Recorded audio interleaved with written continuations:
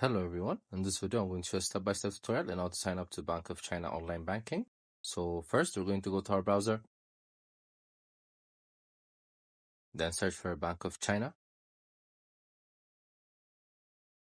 then click on the above link that pops up.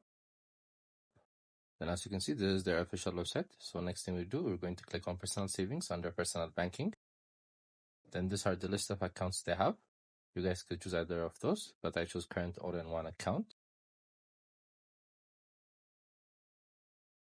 So this is everything about it. So it refers to an integrated current deposit account where you only need a password to handle personal demand deposit. So it also have different features. It has about 10 features. You guys could check it out.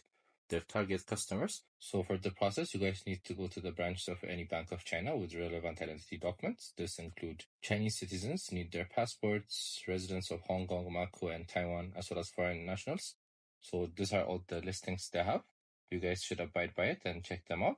So this is how you open it. You go to their branch and open an account. I hope you guys liked this video. Subscribe for more, like for more, share for more. I hope to see you again. Goodbye.